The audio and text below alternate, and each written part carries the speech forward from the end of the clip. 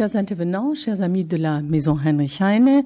Bienvenue à notre table ronde de ce soir intitulée « La politique face à l'urgence climatique », organisée par la Maison Heinrich Heine en coopération avec le Centre interdisciplinaire d'études et de recherche sur l'Allemagne, le CIERA.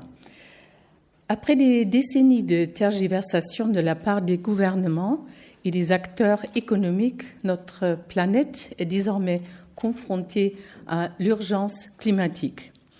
Celle-ci se manifeste par des pluies torrentielles et des inondations, des vagues de chaleur hors de la saison d'été, des incendies de forêts gigantesques et récurrents, la fonte accélérée des glaciers et du permafrost. Autant d'événements qui devraient être de nature à convaincre les plus sceptiques d'entre nous que nous nous trouvons maintenant face à un dérèglement climatique de grande ampleur en passe de devenir irréversible. Cependant, les préparatifs du sommet sur le climat, qui doit se tenir dans 5 semaines à Glasgow, laissent penser que les engagements de l'accord de Paris de 2015 ne seront pas tenus. Loin d'être réservé à des contrées lointaines, le bouleversement climatique s'est manifesté récemment de façon particulièrement tragique devant nos portes. Il suffit de penser aux inondations catastrophiques qui ont frappé cet été l'Allemagne et la Belgique. Un article du site The Conversation d'avril 2021 illustre parfaitement les enjeux pour l'humanité. Et je l'ai trouvé tellement pertinent que je me permets de citer un peu, peut-être en grande partie, cet article. Le réchauffement climatique global va changer l'intensité et la fréquence des extrêmes météorologiques et climatiques, alerte depuis plusieurs années le GIEC.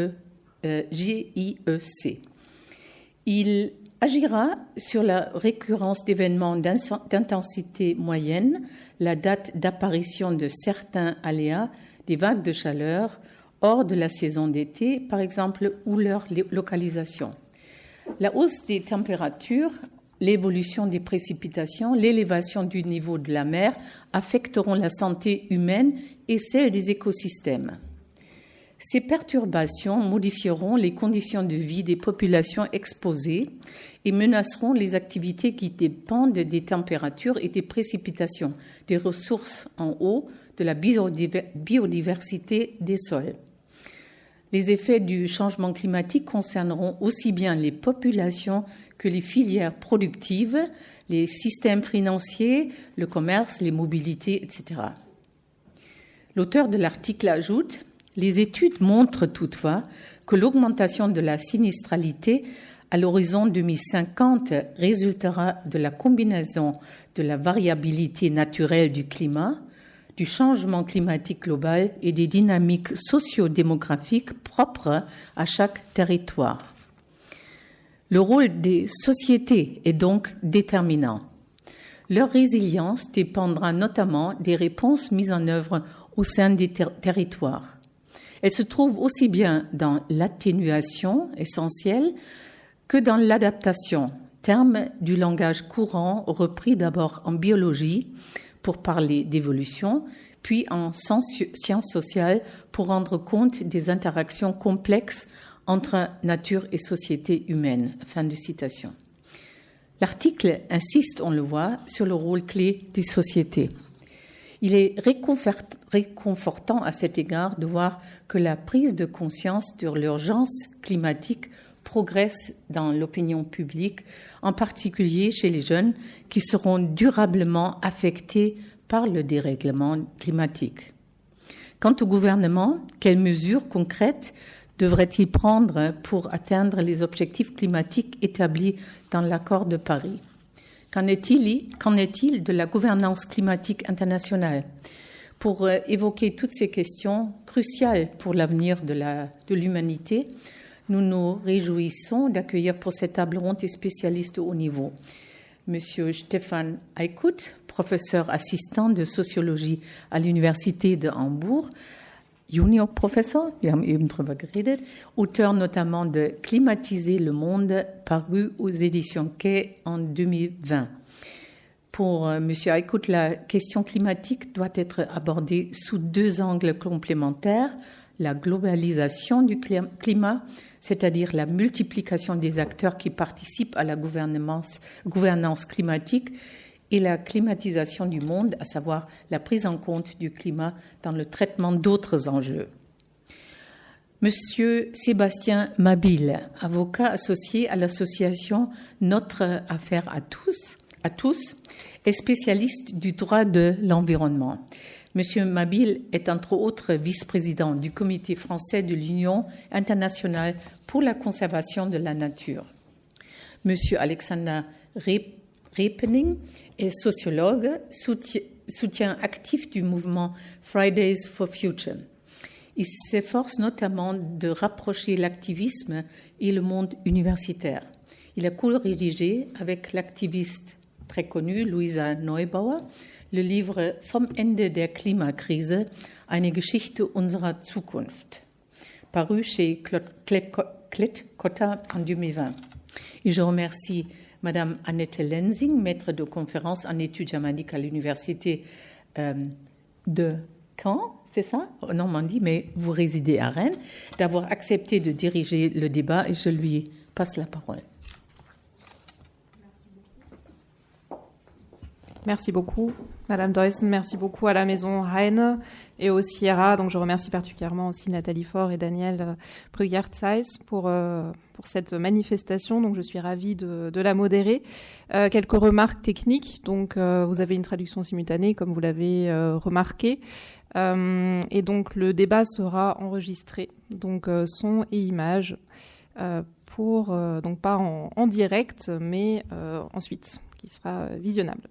Nous allons procéder en 3 temps, donc je m'excuse par avance si je reprends certaines des questions qui ont déjà été très justement relevées par Madame Deussen. Une petite introduction, ensuite je céderai la parole aux intervenants donc, qui présenteront donc, leur expérience, leurs travaux dans 5 à 7 minutes, et donc s'en suivra un débat et l'ouverture ensuite au public, donc à vos questions, donc nombreuses, je l'espère.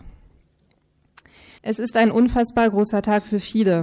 C'est dans ces termes que l'activiste climatique Luisa Neubauer a commenté la décision de la Cour constitutionnelle allemande en avril dernier. La Cour avait décidé que la loi climat allemande, adoptée fin 2019, était en partie anticonstitutionnelle, c'est-à-dire que la stratégie climat du gouvernement était insuffisante pour garantir les droits fondamentaux et les libertés des générations futures. Au centre de ce jugement se trouve la question de l'égalité générationnelle et de la responsabilité. C'est aussi l'un des sujets centraux du livre Vom Ende der Klimakrise, eine Geschichte unserer Zukunft, coécrit par Alexander Repenning et Luisa Neubauer. Les deux auteurs, donc nous avons le plaisir d'accueillir M. Repenning aujourd'hui, formulent la revendication suivante. Je cite, « Wir fordern, dass sich unsere Eltern zumindest grundsätzlich an Regeln halten. An Regeln, die sie selbst aufgestellt haben, an Klimaziele und internationale Verträge. » Parmi les objectifs et accords majeurs de ces dernières années figure bien sûr l'accord de Paris qui a déjà été mentionné, donc adopté dans le cadre de la COP21 de 2015 à Paris, auquel les juges de Karlsruhe ont fait plusieurs fois référence. L'accord fixe donc pour objectif de maintenir l'augmentation de la température mondiale en dessous de 2 voire 1,5 degrés par rapport au niveau pré-industriel. Cet accord de gouvernance incantatoire, pour reprendre les termes et les analyses de notre second invité, M. Stefan Aykut, marque le moment, comme il le dit, dans Climatiser le monde, de la mobilisation de la société globale qui devient une stratégie délibérée, consciente, pour atteindre les objectifs climatiques. Interroger, donc tel le titre de la table ronde, la politique face à l'urgence climatique, c'est donc questionner l'articulation du local, du national et du global. C'est aussi, et c'est ce qui ressort, à mon sens particulièrement bien des travaux de Stefan Aykut, appréhender la question climatique non pas comme un problème, mais comme un ensemble d'enjeux transversaux, environnementaux, économiques, sociopolitiques, qui sont désormais au cœur de la vie humaine. Les vagues d'inondations qui ont touché le monde cet été, à l'instar des quartiers pauvres de Louisiane notamment, ont révélé les inégalités sociales majeures face au climat, l'impératif d'envisager la crise climatique sous un prisme intersectionnel. Vom Ende der Klimakrise, justement, montre en quoi le climat est, je cite, non seulement menaçant, mais il est aussi injuste, tant au niveau des causes que des effets. Donc Alexandra Repening parle de Klimadiskriminierung, donc qui est difficilement traduisible en français. Donc c'est-à-dire que les injustices se croisent entre le nord et le sud, entre les populations blanches et racisées, entre les villes et les campagnes. Même s'il montre bien l'ampleur de la crise écologique et climatique, donc le dernier rapport du GIEC qui a été mentionné, publié en août 2021, l'a bien montré, ce livre est avant tout un appel à envisager les possibles entre la naïveté et le désespoir. C'est aussi ce qui permet de refaire le lien avec le jugement de Karlsruhe évoqué en début de propos, comme signe de l'augmentation de la pression de la société civile sur les gouvernants au cours des dernières années. Interroger la politique face à l'urgence climatique, c'est donc questionner l'interaction entre les acteurs, entre l'État et la société civile. La France et l'Allemagne sont des exemples d'un mouvement mondial de renouvellement du droit en matière climatique et environnementale. C'est ce qui me permet d'introduire notre troisième invité, donc Maître Sébastien Mabille, qui est donc depuis 2015 à l'association Notre Affaire à tous, auprès de laquelle Maître Mabille est avocat associé, s'est mobilisé dans l'élaboration du recours climat pour enjoindre l'État français à respecter ses engagements en faveur de l'environnement et du climat, donc connu sous le nom de l'affaire du siècle. Par son recours, l'affaire du siècle a pu faire condamner l'État pour inaction climatique. Cette décision montre en quoi le droit peut faire figure de levier des mobilisations citoyennes, en quoi les gouvernants sont appelés à faire plus, à accélérer la transition écologique et engager une évolution nécessaire dans le rapport au vivant. Interroger donc la politique face à l'urgence climatique, c'est se demander en quoi notre époque peut être d'un côté propice au changement, au renouvellement politique et au renouvellement générationnel, ou au contraire en quoi elle est résistante au changement et au soi-disant interdit. Même si tout le monde parle de climat, sans doute cette question n'a jamais été aussi importante dans une campagne électorale allemande comme lors du Superwahljahr de cette année. Il reste beaucoup à faire, à discuter au niveau individuel, politique, économique, à débattre du renouvellement démocratique dans le champ climatique, à l'instar des travaux, des propositions de la Convention citoyenne pour le climat en France et de son statut de modèle. On pourra en discuter. Comme nos intervenants ont déjà été présentés, je ne vais pas faire de double présentation. Je propose de vous laisser directement la parole. Donc, je ne veux pas imposer d'ordre, mais j'avais pensé donc à l'ordre suivant. Vous direz si vous en êtes d'accord. Donc, à commencer par Monsieur Aykut, ensuite Monsieur Repening et enfin Monsieur Mabille. Bon, très bien. Merci beaucoup pour l'invitation. Merci aussi pour cette présentation très généreuse. Je suis très heureux d'être là après 2 ans d'absence de Paris. Donc, c'est la première fois depuis 1 an et demi, 2 ans que je suis là. Et j'ai passé à Paris une grande partie, au fait, de ma carrière universitaire. Et c'est pour ça, au fait, aussi, que les principaux ouvrages, les choses que j'ai écrites, sont en français. Donc, le dernier était en 2020, Climatiser le monde.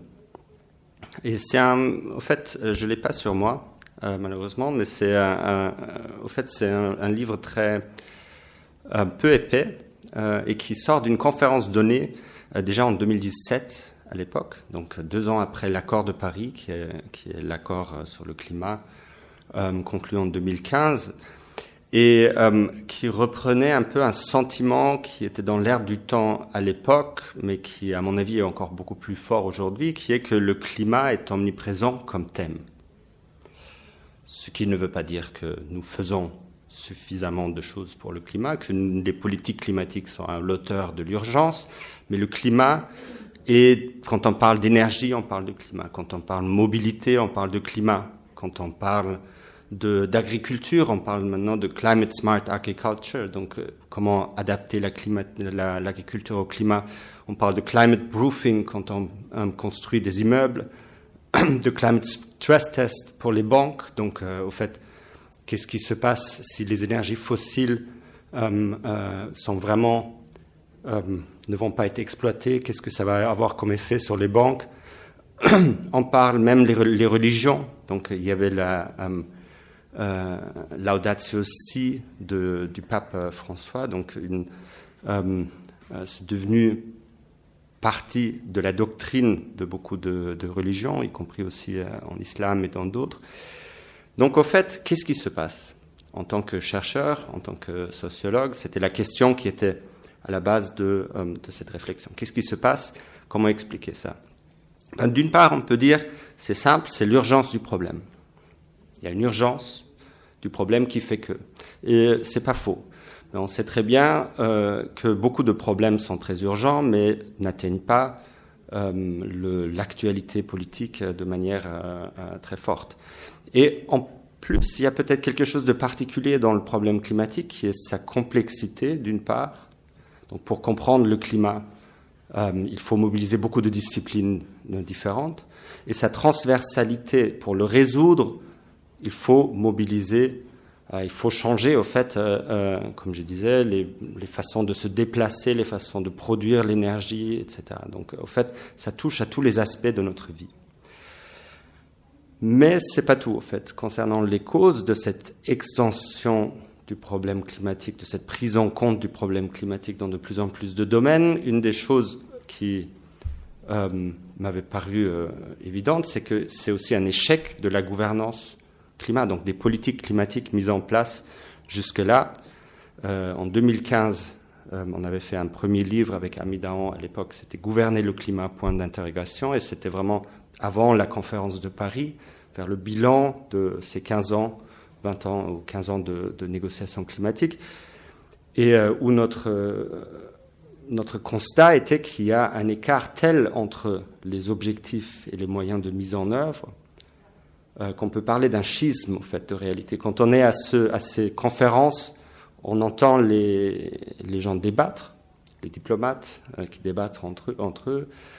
On leur croit qu'ils sont sérieux, qu'ils veulent faire quelque chose. On revient à la maison, on ouvre le journal et on voit des décisions d'investissement, des politiques économiques, des politiques financières qui vont exactement à l'encontre de ce qu'on vient de voir, en fait. Donc, on a l'impression qu'on est dans un monde schizophrène, qu'on a un peu deux réalités qui se superposent. Et c'était ça le constat de départ. Et je pense qu'une des raisons pourquoi nous voyons aujourd'hui une extension du domaine des politiques climatiques, c'est vraiment que beaucoup d'acteurs, un peu partout dans la société civile, s'emparent au fait de la question climatique, disent « vous, politiques, vous ne faites rien, donc nous, on va passer à l'acte, on va faire quelque chose, on va monter des procès, on va faire la pression sur les banques, on va faire des manifestations, etc. » Donc, dans ce livre aussi, je me suis intéressé aux modalités, au fait, comment ça se fait, cette diffusion de la question climatique. Et il y a, d'une part, il y a une volonté de résoudre le problème ou de proposer des façons de faire. Donc, c'est les politiques climatiques, c'est le mouvement climatique, Fridays for Future, etc. C'est les activités transnationales des villes, des entreprises et autres. Il y a aussi des réactions. En fait, sous nos yeux, le monde change à cause de la crise climatique. C'est les impacts. Donc, certaines personnes, certaines populations sont exposées à des effets du changement climatique et doivent s'adapter. Mais c'est aussi des entreprises qui doivent s'adapter aux politiques climatiques. Donc, tout à coup, les marchés changent, les régulations changent. Donc, il faut prendre en compte la question climatique, les politiques climatiques dans ce qu'on fait.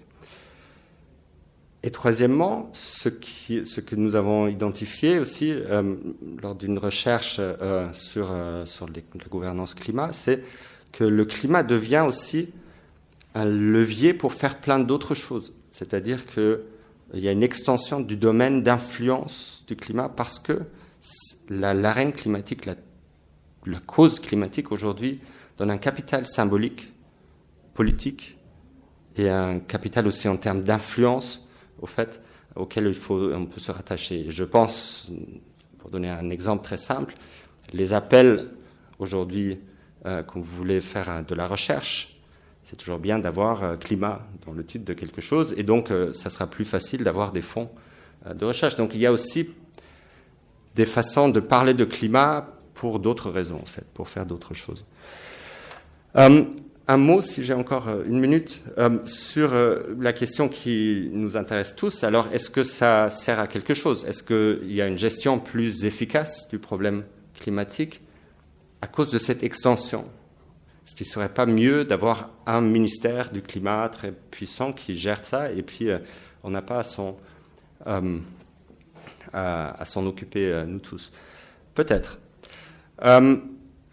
Et surtout au fait parce qu'une des choses que Mme Lessing avait déjà dit, c'est que il y a dans la gouvernance climatique aujourd'hui, dans les politiques internationales du climat, mais aussi au niveau national, une tendance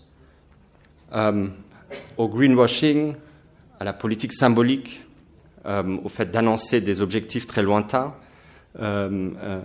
qui, au fait, peut-être vous avez entendu parler des objectifs zéro carbone d'entreprises, de villes, etc. On entend tous les jours. Même la Formule 1, par exemple, va devenir, elle l'a plaidé, neutre en carbone en 2050. Bien évidemment, quand on regarde les chiffres, au fait, ils veulent construire plein d'arbres quelque part, mais ils ne veulent pas vraiment devenir, au fait, électriques, par exemple. En tout cas, pour l'instant, ce n'était pas le cas. Donc, au fait, il y a beaucoup d'incantations, beaucoup de notions superficielles, de climatisation superficielle, on pourrait dire.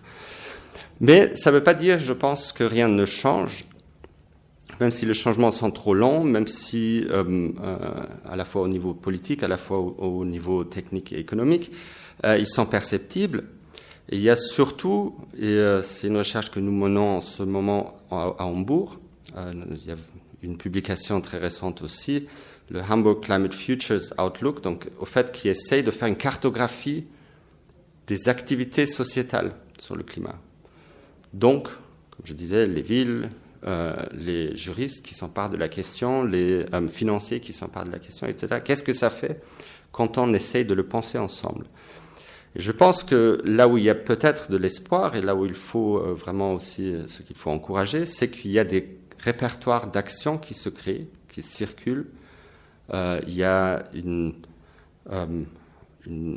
très grande variété d'acteurs qui s'emparent du problème. Et en faisant ça, en fait, il y a une extension du domaine des politiques climatiques de façon à rendre politique les endroits où on va à l'encontre, en fait.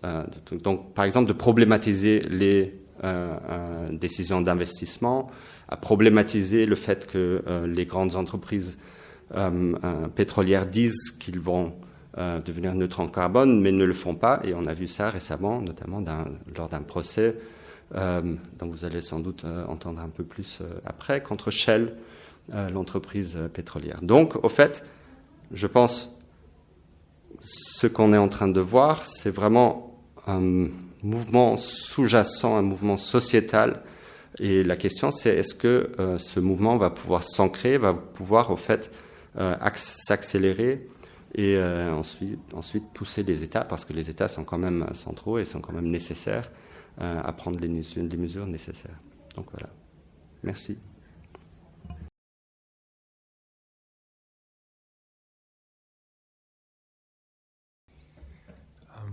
Merci. Je vais parler en allemand parce que mon français c'est pas très élaboré. Ja, ich mache auf Deutsch weiter. Vielen Dank für die Einladung. Ich freue mich sehr, hier in die Diskussion einzusteigen und der Grund, warum ich eingeladen wurde, ist das Buch, was schon erwähnt wurde. Ich würde, bevor ich ein bisschen zum Inhalt des Buches etwas sage, ein paar Vorbemerkungen machen zu der Entstehungsgeschichte und vielleicht auch, warum ich nicht alle Thesen, die hierin formuliert sind, referiere, sondern vielleicht eher Aspekte beleuchte, die aus meiner Sicht in der aktuellen Diskussion zu kurz kommen. Einige tauchten schon auf. Das Buch, der Arbeitstitel des Buches war zuerst Organisiert euch. In der Tradition vielleicht oder in Folge von Stefan Essels Empört euch und engagiert euch, aus der Beobachtung heraus, dass es eine massive zivilgesellschaftliche Mobilisierung angesichts der multiplen Krisen unserer Zeit gab. Die Idee des Buches war auch schon entstanden oder in der Diskussion vor der Klimastreikbewegung, Fridays for Future, Youth for Future und so weiter.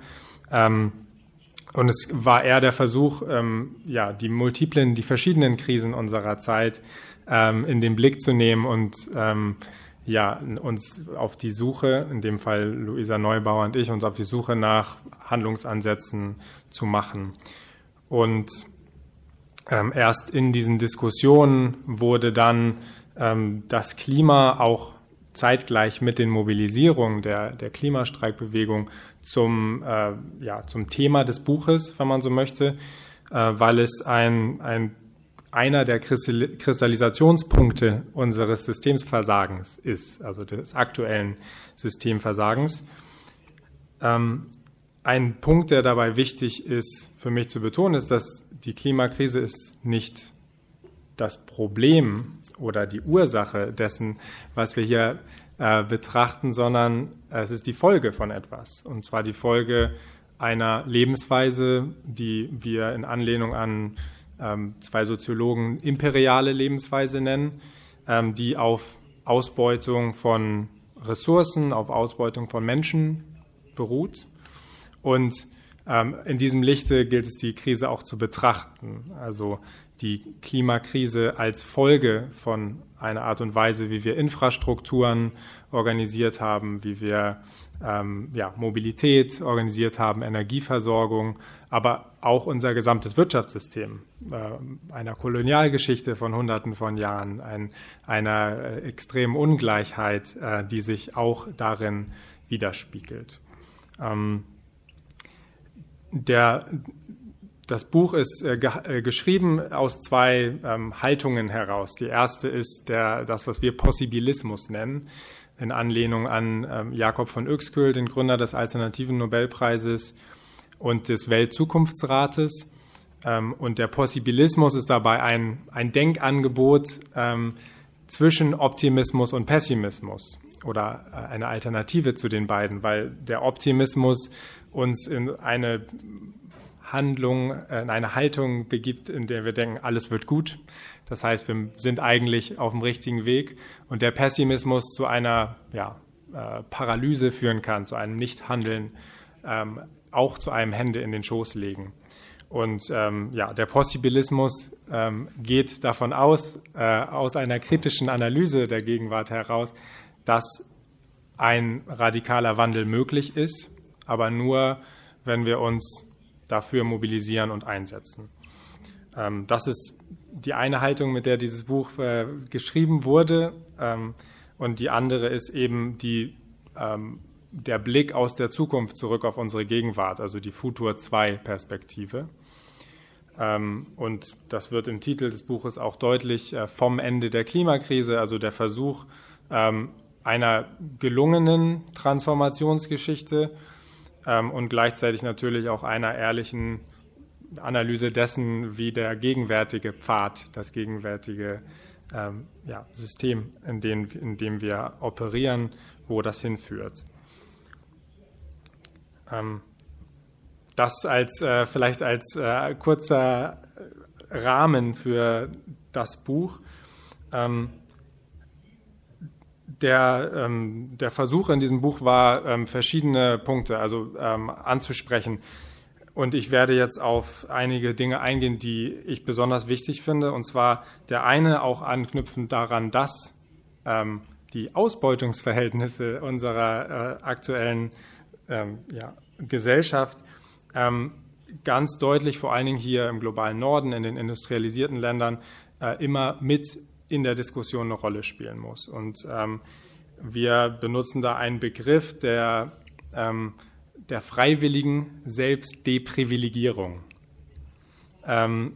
der in Anlehnung an die Geschichte des Endes des Sklavenhandels versucht zu zeigen, es braucht die Entscheidung von den Menschen hier im globalen Norden, die Privilegien, die wir erlangt haben, in denen wir hier groß geworden sind, auch freiwillig abzulegen oder uns zu deprivilegieren in diesem Sinne. das wird es brauchen.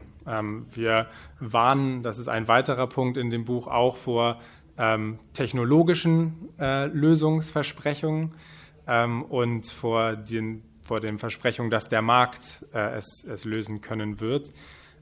Der Markt, diese Geschichte, die neoliberale Geschichte der letzten 30, 40 Jahre, ist der Status quo der Lösungsansätze. Es gibt Märkte, um CO2-Zertifikate zu handeln, seit Jahrzehnten. In den gleichen Jahrzehnten sind die Emissionen so stark angestiegen wie nie in der Geschichte oder zumindest weiter gestiegen. Und ja, insofern geht es da um eine Warnung. Ein weiterer Punkt ist die Frage, wie wir Wohlstand definieren. Also wir sprechen uns für ein neues Verständnis von Wohlstand aus, weil aktuell das bekannteste Beispiel ist sicherlich das Bruttoinlandsprodukt als ein Indikator für wirtschaftliche Entwicklung und Fortschritt. Und wir müssen ganz weg davon kommen, dass Wachstum, wirtschaftliches Wachstum ein Indikator dafür ist, sondern ein Beispiel, auf das wir uns beziehen, ist zum Beispiel Donut Economics als ein Vorschlag, nicht als Lösung für alles, aber zu sagen, wir brauchen Begrenzungen, sowohl im Sinne von den natürlichen Grenzen, planetaren Grenzen, als auch im Sinne einer sozialen Basis, einer sozialen Basis, die ein würdevolles Leben ermöglicht. Und zwar nicht nur hier im globalen Norden. Ein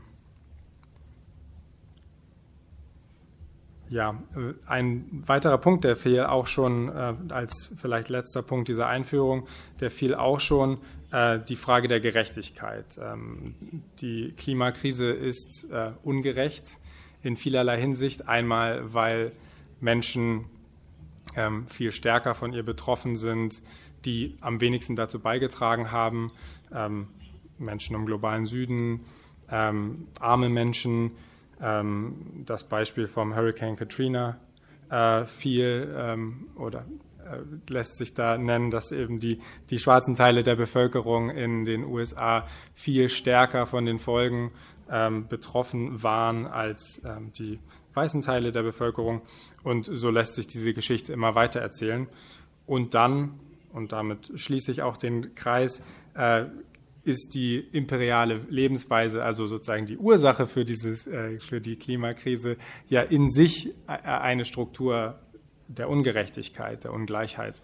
Und diese Punkte fehlen mir teilweise auch in der Debatte, wenn es dann nur noch um CO2, mathematische Spielchen geht, wie reduzieren wir was mit welcher Technologie. Ich freue mich auf die Debatte und den Austausch dazu.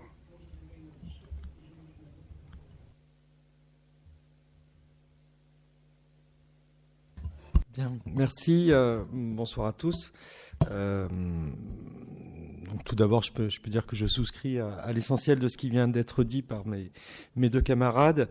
Alors je suis avocat au barreau de Paris et je collabore notamment depuis 2015 avec une association qui s'appelle Notre Affaire à tous, que je représente ici ce soir, qui est une association qui a été créée à l'occasion de la COP21 à Paris en 2015, qui regroupe aujourd'hui à peu près 500 bénévoles à Paris et dans des groupes locaux à Lyon, Grenoble, Lille, Nantes ou Rennes, et qui considère que, alors c'est une association de juristes qui considère que le droit est un vecteur majeur de lutte contre le changement climatique et qui défend le concept de justice climatique en utilisant le contentieux climatique. Alors je vais peut-être aussi, même si ça a été légèrement évoqué, mais bien poser ces deux termes qui sont très différents. La justice climatique,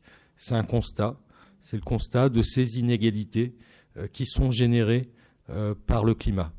Inégalités à la fois internationales entre pays, inégalité à l'intérieur de chacun des pays, inégalité de genre, inégalité entre personnes racisées ou non. Et le changement climatique, c'est les personnes qui sont effectivement le moins responsables de ce phénomène qui en subissent le plus durement ses effets. Et tout cela est quelque chose qui est facilement compréhensible, accessible par toute personne, partout dans le monde, puisqu'avec la télé, tout se voit, avec Internet, tout se sait.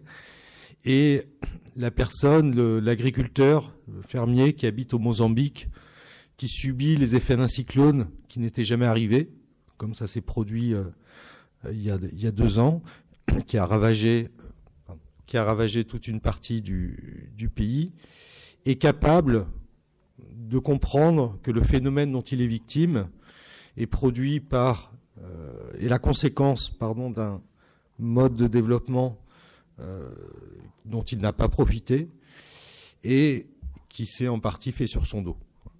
Et quand cette même personne, privée de ses possibilités de poursuivre son activité agricole dans son pays, cherche refuge dans les pays qui sont les principaux responsables de ce phénomène, qu'est-ce qu'on lui oppose ? On lui oppose le rejet et voire l'indifférence quand et notamment je pense à ces milliers de personnes qui meurent chaque année en essayant de traverser la Méditerranée dans l'indifférence la plus totale. Et ça, c'est ce que un auteur comme Naomi Klein nomme comme étant la barbarie climatique. C'est-à-dire que nous sommes face à ce phénomène qui est tellement important et dont les conséquences sont tellement majeures sur nos modes de société que nous en venons à accepter des choses qui sont à rebours, à l'envers des valeurs d'universalisme des droits humains hérités du mouvement des Lumières. Donc nous arrivons effectivement à un cap, un palier dans lequel nous allons devoir faire des choix et soit accepter collectivement cette barbarie climatique, soit lutter contre les responsables de ce changement et opérer des changements, Stéphane l'a dit, dans tous les domaines de la société, puisque effectivement la question climatique irride l'ensemble des secteurs économiques et toutes les questions politiques. Donc à travers, une fois ce constat pesé, le contentieux climatique et l'utilisation du droit et de l'arme judiciaire pour essayer en tout cas, d'apporter un début de réponse à cette question. Alors, début de réponse, soit en attaquant les États pour essayer de tenter de rehausser leurs ambitions en matière de réduction des émissions de gaz à effet de serre, soit en attaquant les entreprises qui sont les plus émettrices dans le même objectif, soit pour établir des responsabilités pour les personnes qui sont victimes de dommages liés au changement climatique, soit aussi pour faire condamner pénalement, cette fois-ci, les responsables en tout cas, qui sont en partie responsables de ce phénomène.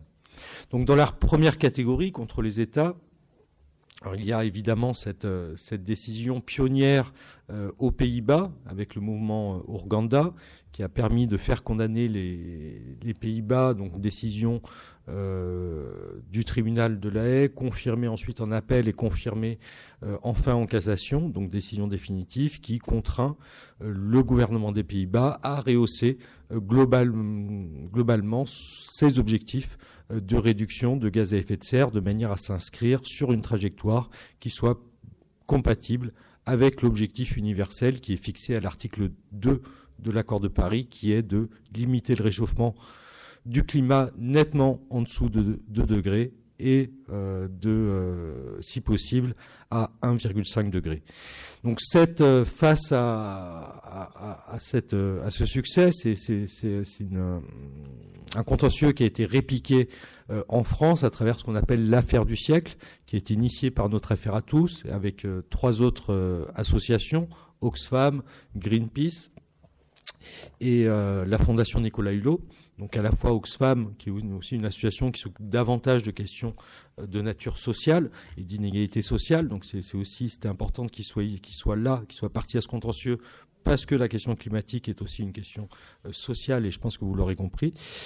Et l'affaire du siècle a donné lieu à un premier jugement qui a été rendu par le tribunal administratif de Paris au mois de février 2021, cette année, et qui condamne l'État pour une action climatique, qui constate que l'État français n'a pas respecté les trajectoires de baisse des émissions qu'il s'était lui-même fixées dans le cadre de la stratégie nationale bas carbone, la SNBC, qui est finalement la feuille de route de l'État pour baisser dans tous les secteurs d'activité les émissions de gaz à effet de serre, a constaté également que cette carence, cette faute de l'État avait généré un préjudice écologique, c'est-à-dire une perte de biodiversité, une perte de territoires susceptibles d'être envahis par la montée des eaux, une transformation du climat et des milieux, et que tout cela nécessitait une réparation et engageait la responsabilité de l'État, renvoyant à plus tard sur les mesures de réparation en nature qui seraient à même de réparer ce préjudice écologique. Avec notre affaire à tous, nous avons également considéré que finalement attaquer l'État n'était pas suffisant et qu'il fallait aussi s'attaquer aux principaux émetteurs de gaz à effet de serre, comme l'avaient fait cette fois-ci des collectivités américaines, les villes de New York, de San Francisco, de Baltimore, de l'État de Rhode Island, qui ont, eux, engagé des procès contre les compagnies pétrolières qui sont parmi les principales responsables du phénomène que nous connaissons. Alors nous nous appuyons là-dessus sur des travaux qui ont été réalisés aux États-Unis, c'est ce qu'on appelle la science de l'attribution, qui permettent d'attribuer une quantité d'émissions de gaz à effet de serre, à la fois d'une manière temporelle et aussi historique. On peut remonter jusqu'au début de la révolution industrielle, à des entreprises qui sont parmi les plus émettrices. Et donc on considère sur la base de ces travaux qu'il y a 100 entreprises dans le monde, c'est pas beaucoup, qui sont responsables de près de 80% des émissions de gaz à effet de serre. Donc principalement ce sont des entreprises pétrolières, gazières et du secteur du ciment également, qui est très énergivore. Donc sur la base de ce constat, il y a une entreprise qui figure dans cette liste, une entreprise française, enfin en tout cas il y en avait deux, mais il y en a une qui est partie en Suisse, qui s'appelle Lafarge, et celle qui reste en France, c'est Total, qui est 14e au niveau de sa responsabilité historique, et dont l'empreinte carbone, c'est-à-dire l'addition de ces émissions directes générées par la fabrication, le raffinage, l'exploration ou l'exploitation du pétrole et du gaz, et ces émissions indirectes générées par l'utilisation des produits qu'elle vend, c'est-à-dire très concrètement l'essence que vous émettez dans votre voiture si vous faites votre plein à la station-service Total. Ces émissions directes et indirectes sont supérieures aux émissions produites par les 68 millions de Français chaque année. Voilà. Donc c'est un peu plus de 1% des émissions mondiales de gaz à effet de serre, ce qui est considérable pour une seule entreprise. Et donc nous avons engagé ce procès contre Total en janvier 2020, et nous demandons aux juges, sur la base d'une loi, la loi Devoir de vigilance qui a été adoptée par le Parlement français en 2017, nous demandons aux juges d'enjoindre Total de prévenir, comme le législateur l'impose, de prévenir les risques qui découlent des activités de Total, risques à l'environnement, en matière de violation de droits humains et d'atteinte à la santé et à la sécurité des personnes. Donc ces trois catégories de risques sont liées au changement climatique. Nous nous basons sur le rapport 1.5 du GIEC qui a été publié en octobre 2018, qui liste très précisément les dommages supplémentaires qui résulteraient d'un réchauffement à 2 degrés plutôt qu'un réchauffement à 1,5 degré. Et nous nous basons également sur les travaux du GIEC et sur les trajectoires, les différents scénarios de trajectoire de baisse d'émissions qui sont présentés par le GIEC, et duquel découle, dans le cadre des travaux du GIEC également, la baisse de production de pétrole et de gaz nécessaire pour atteindre l'objectif de limiter le réchauffement à 1,5 degré, ce qui nécessite d'atteindre vous le savez, j'imagine, la neutralité carbone en 2050 et de baisser l'ensemble de nos émissions en 2030 de 45%. Donc très concrètement, pour une entreprise comme Total, ça suppose, et c'est ce que nous demandons aux juges, de stopper dès aujourd'hui tout projet d'exploration d'hydrocarbures. C'est ce que récemment demande également l'Agence internationale de l'énergie, ce qui est une nouveauté pour une organisation qui a été souvent taxée d'être très proche des milieux pétroliers, et de baisser ses émissions radicalement et donc de changer de modèle économique. Donc ce procès est toujours en cours avec une question sur la compétence du tribunal qui n'est pas encore tranchée, et on plaidera ce dossier devant la Cour d'appel de Versailles la semaine prochaine. Troisième catégorie de procès, c'est les procès en responsabilité qui sont beaucoup plus difficiles. Donc là, il y en a un qui est mené en Allemagne, notamment contre l'électricien allemand RWE, mené par un Péruvien qui habite un village au Pérou, ville qui est menacée par un glacier qui est situé au-dessus de ce village et qui est en train de fondre sous l'effet du réchauffement. Donc la ville dépense, et ses habitants dépensent pour pouvoir se protéger contre la fonte de ce glacier. Et donc ils demandent à RWE, responsable je crois de 1,2% des émissions mondiales de gaz à effet de serre, ils demandent 1,2% des 15 000 € de travaux qu'il a été engagé. Donc là, l'enjeu de ce procès n'est pas tant le volet financier, puisque finalement, il demande une somme relativement modique face à un géant de l'énergie, mais c'est de pouvoir attribuer une part de responsabilité à une entreprise en raison des dommages qui découlent du changement climatique, avec cette difficulté, c'est que les émissions que vous émettez en France vont avoir des conséquences aux Philippines, en Australie ou au Pérou, indifféremment, et qu'il est très difficile d'attribuer un dommage, ce qui s'est passé, les inondations qui se sont déroulées dans l'ouest de l'Allemagne cet été, à une entreprise en particulier. Voilà. Donc ça, c'est toute la difficulté de ces contentieux en responsabilité qui sont aussi menés aux États-Unis, notamment la ville de New York, qui mène un procès contre plusieurs compagnies pétrolières, qui est obligé de dépenser le plan de New York pour se protéger contre les effets du changement climatique et de plusieurs dizaines de milliards de dollars. Donc c'est des sommes considérables qui sont supportées par le contribuable. La ville de New York demande à ce que les compagnies pétrolières financent les émissions, les travaux de protection découlant des émissions qui ont été générées par ces mêmes compagnies.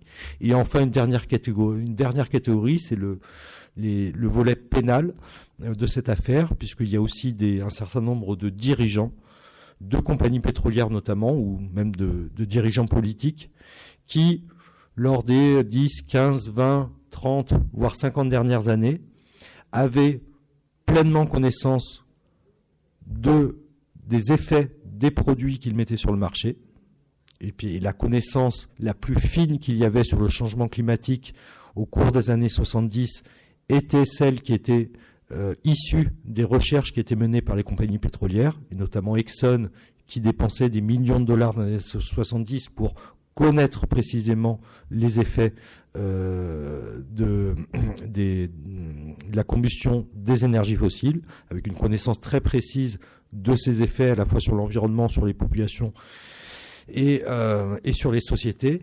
Et donc, ces dirigeants d'entreprise ont pu, à certaines périodes, prendre des décisions en pleine connaissance de cause qui nous mènent à la situation que nous connaissons tous aujourd'hui. Voire même cacher, mentir à certains des investisseurs. Donc ça, c'est le procès qui a été engagé contre le dirigeant d'Exxon par le procureur de New York l'année dernière, qui s'est malheureusement soldé par un échec. Mais en tout cas, c'est aussi une piste à creuser, puisque certains, légitimement, et notamment parmi la jeunesse, demandent aussi que des comptes soient rendus par ceux qui sont responsables, le petit cercle de personnes qui sont principalement responsables de ce phénomène et de ce défi que nous avons collectivement à surmonter aujourd'hui. Donc voilà un petit peu poser les termes du débat me concernant. Merci. Donc merci à tous les trois pour ces présentations très, très éclairantes et donc on voit bien les liens entre vos trois présentations, engagements, bien sûr. Je pense que je vais passer en allemand pour alterner un tout petit peu.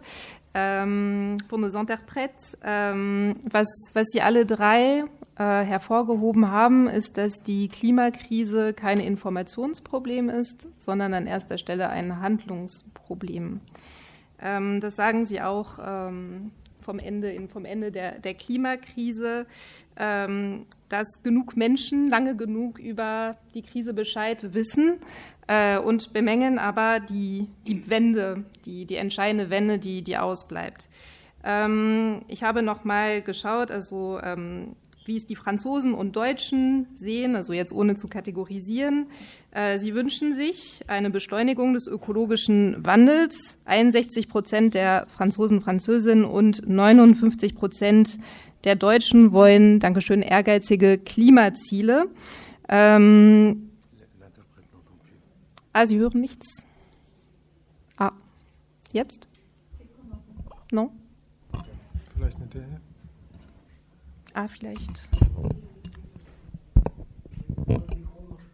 Plus du tout? Bon, merci. On faudrait se partager le micro.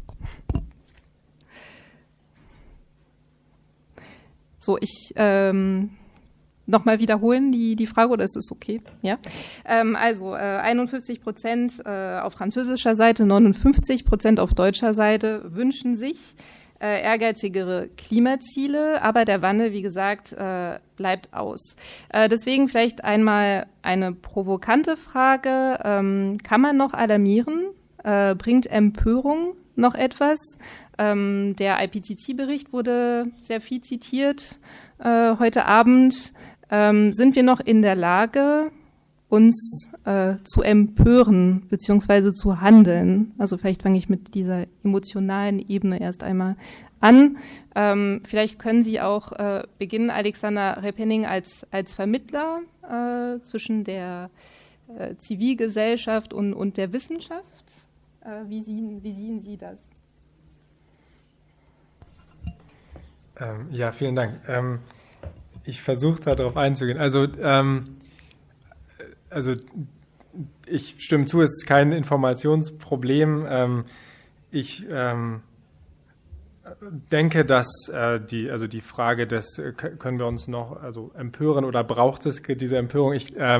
Ich denke, was es braucht aus zivilgesellschaftlicher Sicht, ist eine stärkere sozusagen Macht, sozusagen eine stärkere Mobilisierung und Druck auf die Politik auszuüben. Ich komme selber aus der Klimagerechtigkeitsbewegung, also vor den Klimastreiks war ich bereits mit Ende Gelände in den Braunkohlegruben und daher komme ich und sozusagen komme eigentlich von sozialen Fragen her. Und also zu der Frage, ich habe den Eindruck, dass die Klimastreikbewegung, wo ich ja zu Beginn auch Teil von war, also ein bisschen den Moment verpasst hat, den Druck noch mehr zu erhöhen, also durch eine Weiterentwicklung der Taktiken und tatsächlich sozusagen Druck auf Unternehmen, aber auch auf politische EntscheidungsträgerInnen auszuüben, der über sozusagen eine symbolische Forderung übernehmen Verantwortung hinausgeht. Und genau, jetzt gerade konzentriert sich in der Bewegung ganz viel auf die Bundestagswahl am Wochenende. Und ja, es wird aber in jedem Fall einen stärkeren Druckaufbau und, denke ich, auch in gewisser Form eine Eskalation der Protestformen geben und geben müssen.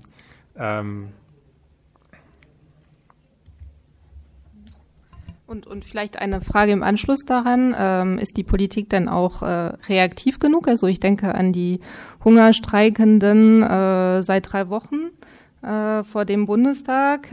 Ich glaube, Annalena Baerbock hat eingewilligt, mit ihnen auszutauschen. Das Ultimatum läuft morgen aus, soweit ich weiß. Also eine öffentliche Debatte, die gefordert wird mit den Politikern, mit den mit den Kanzlerkandidaten, Kandidatinnen. Ist das effizient? Also ich muss gestehen, sozusagen die Forderung eines öffentlichen, ehrlichen Dialoges, der mit dem Hungerstreik einhergeht, ist für mich nicht, also ich verstehe nicht ganz, was sozusagen nach diesem öffentlichen, ehrlichen Dialog, also was das Ziel damit ist. Es ist eine sehr drastische Maßnahme. Ich sehe es eher als eine Verzweiflungstat, als eine, ohne die strategischen Erwägungen dahinter im Detail zu kennen, habe ich den Eindruck, dass, also wir leben in einem System, wo Politik immer reaktiv ist in gewisser Hinsicht, also sozusagen auf öffentlichen Druck ganz stark reagiert. Und da habe ich den Eindruck, dass es wird noch sozusagen viel mehr konzertierte Versuche geben müssen. Und ich sehe da eher eine Verzweiflungstat in diesem Hungerstreik. Wie sehen Sie das? Also Dieter Hucht hat auch von Naivität gesprochen, also der zu sozialen Bewegungen forscht. Wie sehen Sie das? Ja, also ich glaube, die Frage dieses Hungerstreiks ist wirklich sehr komplex und ich will da auch gar nicht lange drauf eingehen, weil ich auch nicht die Hintergründe genug kenne ich auch finde, dass diese Form der Maßnahme natürlich, also ich teile das ziemlich, dass ich nicht weiß, worauf das genau hinläuft. Aber mal einen Schritt zur Seite gehend, ich muss daran denken, als Sie vorher gesagt haben, reicht Empörung? Denn es gibt ja in der Politikwissenschaft so eine ganz bekannte Auffassung im Prinzip, dass damit Probleme ernst genommen werden. Es gibt ja erstmal, wenn man sich so anschaut, es gibt sehr viele Dinge, über die wir uns eigentlich empören könnten, empören sollten, die zum Problem werden könnten, aber es nicht tun. Andere werden zum Problem. Wir denken, es gibt doch wirklich wichtigere Probleme. Also wann wird etwas wirklich politisch zum Problem? Und wann wird es sozusagen politisch auch behandelt? Und diese These von Kingdon, das spricht von 3 Strömungen oder 3 Streams, ist, dass einerseits muss das Problem in die Öffentlichkeit kommen. Das ist sozusagen die Empörungsseite. So, wir müssen uns empören, wir müssen denken, dass es wirklich ein Problem ist. Es ist ungerecht, es ist international ungerecht, es ist national ungerecht, wir müssen was tun. Es muss aber gleichzeitig, sagt Kingdon, ich glaube, das ist wichtig, muss auch ein sozusagen Veränderungsangebot da sein, eine Lösung in irgendeiner Weise. Also was tun? Das kann, oft sind es dann Politikprogramme, technische Lösungen oder eben größere gesellschaftliche Veränderungen. Und drittens braucht es natürlich politische Mehrheiten. Also es braucht eine Arbeit dazu, dass auch die Mehrheiten dann da sind, die das umsetzen können. Und ich glaube, wenn wir uns das so anschauen, dann sehen wir sehr gut, dass wir heute wahrscheinlich schon an dem Punkt sind, an dem so diese Empörung allgemein oder zumindest ein Problembewusstsein, wahrscheinlich nicht stark genug, aber ein Problembewusstsein schon da ist.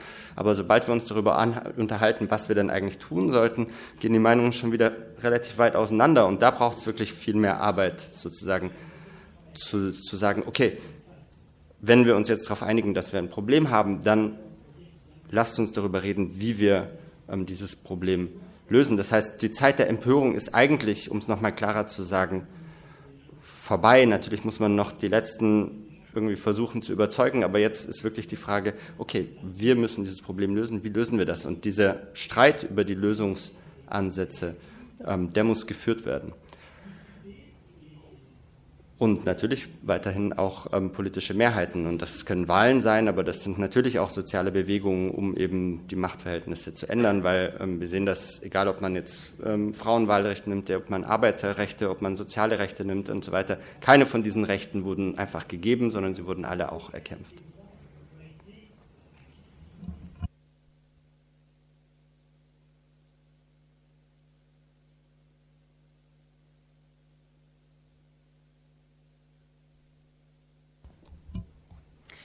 Ja, ich wollte nur noch kurz vielleicht in Verbindung zur Frage der Empörung, also dass die Zeit der Empörung vorbei ist, wollte ich vielleicht noch mal auf die Berichterstattung auch zurückgehen über Katrina. Gut, das ist jetzt schon einige Jahre her, auch über Aida und die Parallele, die hervorgehoben wurden, und zur Frage des Traumas, das auch sehr stark thematisiert wurde, also inwiefern das Trauma auch ein Levier, also ein Hebel sein kann zum Engagement. Trotzdem, also ich verstehe, was Sie sagen wollen, aber inwiefern auch gerade in einer Zeit, wo wir von Bildern der Katastrophen überhäuft werden, wo letztendlich wir nicht trotzdem zurückgeführt werden auf die individuelle Ebene, auf das individuelle Trauma, das auch ein Auslöser sein kann, also nicht in ein Gebiet zurückzukehren, das von den Überschwemmungen getroffen wurde, also die Angst davor, auch als Hebel auf Schicht individueller Ebene.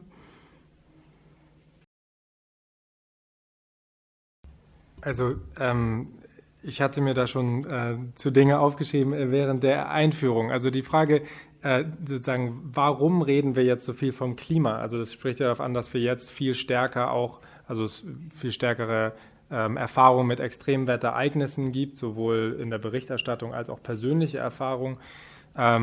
Ich glaube, das ist einer der Gründe. Ein anderer ist zivilgesellschaftlicher Druck. Aber ein weiterer, auch in den 80er Jahren wurde sehr stark über Klima diskutiert. Es gab sozusagen Hand in Hand mit dieser Frage zu FCKW, zum Ozonloch, wurde über Abkommen gesprochen. Es gab ein Momentum für diese Bewegung. Für das Ozonloch wurde ein Abkommen geschlossen, das Montreal-Protokoll in 1986. Warum? Weil es eine Alternative gab in der Industrie, und diese Industrie war in den USA. Also es ist ein bisschen vereinfacht, aber es war sicherlich einer der Gründe, warum dazu ein Abkommen geschlossen wurde und zu dem Klima nicht.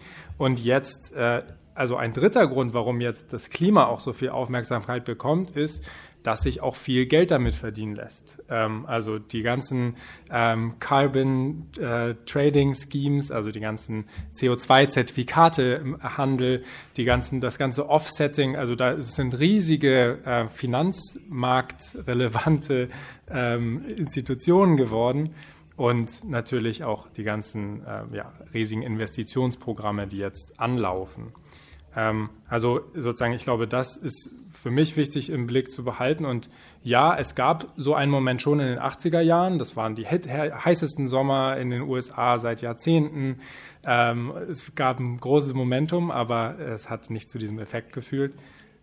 Und das ist auch, glaube ich, eine der großen Gefahren, die wir jetzt gerade sehen. Dadurch, dass sich jetzt viel Geld damit verdienen lässt, aber nur mit bestimmten Ansätzen, gibt es einen starken Push, sowohl aus der Politik, aus der industrienahen Politik natürlich, aber auch aus den Industrien, auf solche Rezepte zu setzen. Und gerade jetzt ist eine Kampagne angelaufen, auch im Zuge der Bundestagswahl in Deutschland, zu False Solutions, also den Scheinlösungen, die gerade große Konjunktur haben. Und ich glaube, da müssen wir sehr, sehr aufmerksam sein in der politischen, aber auch in der zivilgesellschaftlichen Debatte.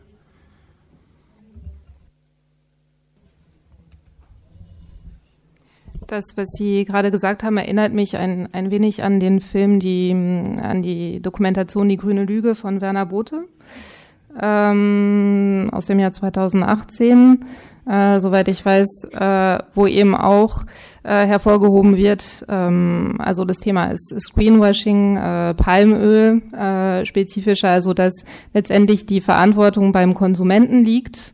Das heißt, man hat die Wahl, nachhaltiges Palmöl zu kaufen, das aber nicht nachhaltig ist.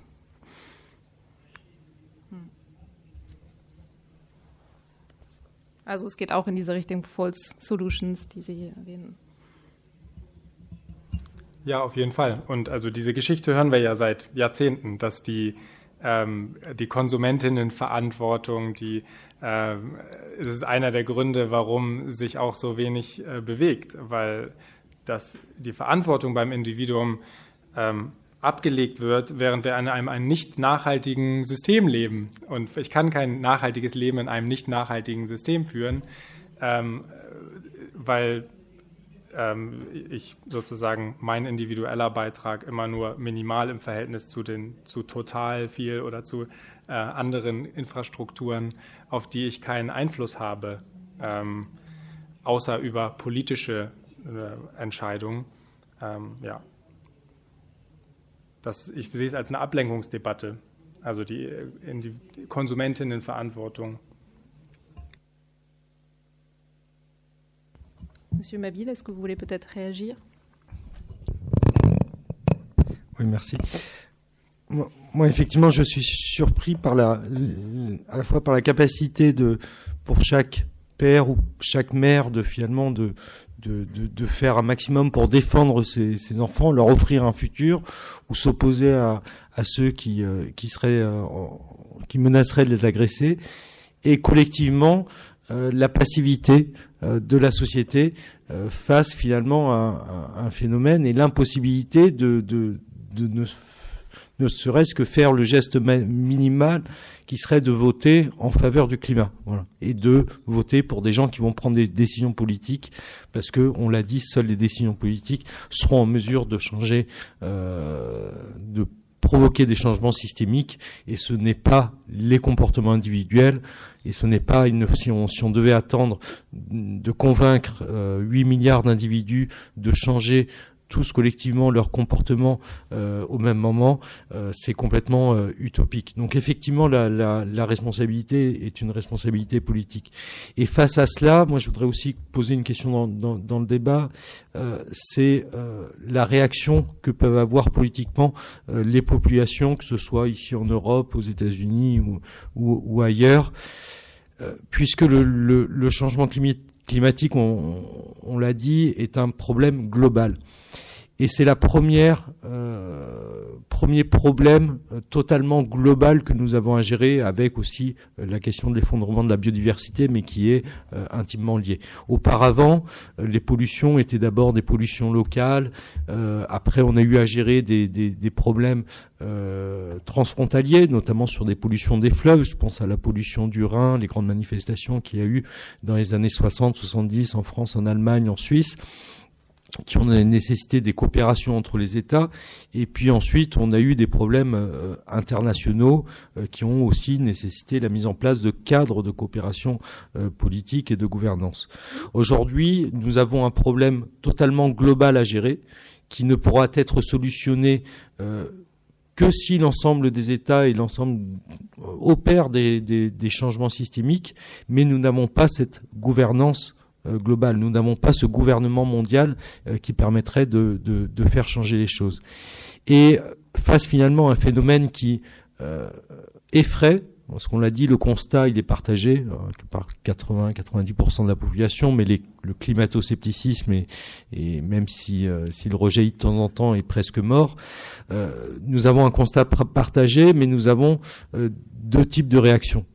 La réaction qui consiste à coopérer, à s'indigner, on l'a vu, c'est Fridays for Future, ce sont ces jeunes, ce mouvement de jeunesse mondial, et notre affaire à tous dialogue aussi avec les mouvements de jeunesse en Allemagne, en Suède, aux États-Unis, échange des stratégies, collabore, et finalement émerge aussi à travers cette question du climat, peut-être pour la première fois, une citoyenneté mondiale. C'est-à-dire que un enfant, un adolescent qui vit en Inde, au Bangladesh, aux États-Unis ou à Stockholm, est conscient et lutte contre le même phénomène avec les mêmes armes et les mêmes arguments.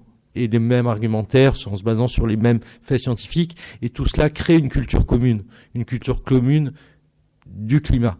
Et cette culture commune du climat est peut-être aussi le début d'une citoyenneté mondiale, qui découle de la mondialisation qu'on connaît et qui est en œuvre depuis les 20-30 dernières années. Et face à ce problème mondial, il y a aussi une autre réaction qui consiste finalement à se replier sur soi-même, à se replier sur son pays, considérant, étant persuadé, mais en tout cas c'est la définition de l'État-nation tel qu'on le connaît depuis le traité de Westphalie. C'est pas si lointain, mais un État-nation, c'est-à-dire un territoire borné dans des frontières avec un souverain, peu importe qu'ils soient élus démocratiquement ou non, c'est le système des Nations Unies, c'est la communauté internationale telle qu'on la connaît, et ces frontières sont censées, en tout cas elles ont été construites, elles ont été imaginées comme telles, censées protéger les populations qui sont derrière. Et aujourd'hui, les frontières ne protègent plus de l'évasion fiscale, elles ne protègent plus ou à peine des mouvements migratoires, et elles protègent encore moins de la question du réchauffement du climat. Vous pouvez construire des murs, Trump pourra construire autant de murs qu'il veut, le climat continuera à se réchauffer aux États-Unis et ailleurs. Et donc finalement, ce repli identitaire, nationaliste, qu'on vit très fortement en France, où on peut être complètement atterré de l'importance que prend la question identitaire face à la question climatique dans le débat public et à l'amorce de cette campagne électorale. Finalement, est-ce que c'est pas aussi un dernier, finalement, on cherche à restaurer la frontière, à restaurer l'État-nation pour se protéger face à un phénomène dont on mesure les conséquences et voilà. Mais tout cela étant une sorte de, finalement, étant vain, puisque ce n'est pas les frontières, ce n'est pas, en tout cas, c'est mon opinion, ce n'est pas le nationalisme et le repli qui va permettre de solutionner le problème du climat, mais c'est plutôt la solution de la coopération et de l'échange entre les différentes sociétés et le chemin que nous montre la jeunesse engagée pour le climat. Voilà. Et donc finalement, ce manque de mobilisation, oui, je n'arrive pas à le comprendre. Et j'aurais 20 ans ou 15 ans aujourd'hui, je serais tous les vendredis à faire la grève, à refuser d'aller en cours, à faire la grève de la faim. Et je soutiens aussi, voilà, tous ces jeunes qui s'engagent, mais voilà, je comprends pas pourquoi ils ne sont pas aussi nombreux que ça. Oui, pour enjoindre sur ça, il y a sans doute, ça résonne beaucoup au fait avec les écrits d'un sociologue, philosophe, je ne sais pas quoi, Bruno Latour, qui disait dans un article quelque chose d'assez provocateur, mais quand même, c'est que Donald Trump, finalement, c'était le premier gouvernement vraiment écologiste, mais seulement en négatif, parce qu'au fait, la réponse à la question climatique est complètement cohérente, c'est nier autant qu'on peut, en même temps réduire les systèmes de santé, etc., parce qu'on ne pourra pas parvenir aux besoins de tous, et ériger des murs pour se protéger des migrations. Donc en fait, c'est ça le triptyque qui nous entend si on ne fait rien. C'est ça les politiques climatiques en négatif. Et donc c'est exactement ce que Sébastien disait. Donc cette question de il faut se rendre compte ce à quoi nous allons si nous continuons comme ça. La deuxième chose, et là aussi je rejoins les propos qui ont été dits, c'est il y a quelqu'un qui m'a beaucoup marqué, un sociologue, Ulrich Beck, connu peut-être des uns et des autres, qui avait écrit La Société du risque en 86, au moment de l'accident de Tchernobyl, mais donc le livre était écrit avant en fait. Et donc qui avait toujours une pensée qui m'a beaucoup inspiré, mais qui était aussi assez paradoxale. Donc les nouveaux risques, nous disait-il, par exemple les nouveaux risques technologiques, les nouveaux risques environnementaux qui découlent au fait de notre manière de vivre, de nos manières d'exploiter la nature, de nos manières de construire nos usines, etc. Ces nouveaux risques nous mettent en danger mortel, mais ils sont aussi peut-être ce dont peut naître quelque chose de nouveau, parce qu'ils créent de nouvelles solidarités, parce qu'ils peuvent créer de nouvelles solidarités. Et le temps de sa vie, finalement, il était en train de scruter ce qu'il appelait les communautés du risque. En 2010, il avait écrit un article « Pourquoi n'y a-t-il pas de manifestation pour le climat ?» Il est mort trop tôt, malheureusement. Il est mort, je crois, en 2017 ou quelque chose comme ça. Mais avant, au fait que le mouvement Fridays for Future, etc., prenne vraiment croissent au fait et deviennent ce qu'on connaît aujourd'hui. Donc je pense au fait, effectivement, même si c'est un peu, ça peut paraître cynique, mais ça ne l'est pas, c'est que de ces risques, de ces inégalités, naît une obligation, mais aussi peut-être un espoir qu'on puisse agir finalement ensemble.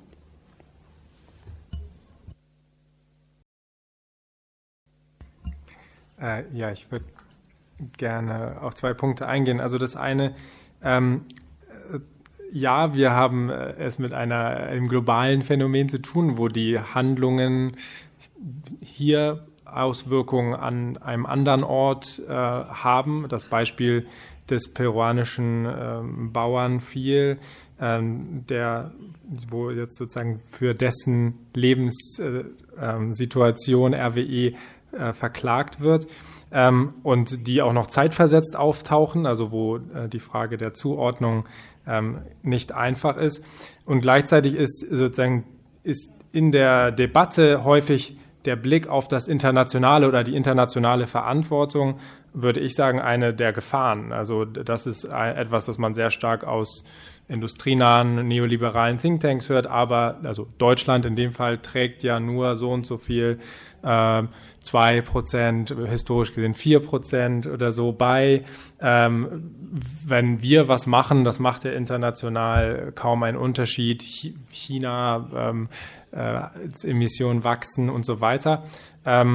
Also da sehe ich auf jeden Fall eine Gefahr und würde sagen, die nationalen Verantwortungen sind, dadurch, dass wir noch in einem nationalstaatlichen System sind, ganz entscheidend. Und der politische Druck wird auf die nationalen oder regionalen Regierungen ausgeübt werden müssen und auch die Gesetzgebung dafür. Also in der Schweiz, wo ich jetzt lebe, ist die Konzernverantwortungsinitiative kürzlich gescheitert, wo ich sagen würde, aus einer Menschenrechtssicht, aber auch als Frage von, wie gehen wir mit diesen ganzen Herausforderungen um, der multinationalen. Ich habe gesehen, dass Notre Affaire Atus auch zu multinationalen arbeitet. Also ja, diese Dimension sehe ich eher, also die Internationalisierung auch als Gefahr in der Debatte. Und dann der Aspekt der Risiko. Wir gehen auch in dem Buch auf die Frage des Vorsorgeprinzips ein. Ich glaube, das muss wieder stärker auch Einzug halten in der Politik, dass wir Dinge nicht tun, weil die Gefahren zu groß sind. Das ist im Zuge der Atomkraft stark geworden, aber auch mit anderen umweltbezogenen Fragen in Deutschland sehr stark diskutiert worden.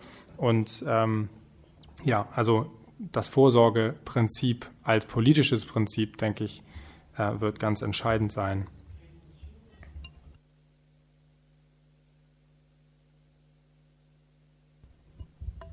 Je voudrais peut-être rebondir sur cette question de l'internationalisation comme risque. Donc on a parlé du local un peu, du global. J'aimerais revenir donc au niveau national et européen. Peut-être justement en quoi, Monsieur Mabille, le gouvernement français reste finalement prisonnier d'une logique des petits pas. Quel regard portez-vous sur la Convention citoyenne pour le climat, sur ce qui est resté des propositions qui ont été faites par les 150 citoyens tirés au sort?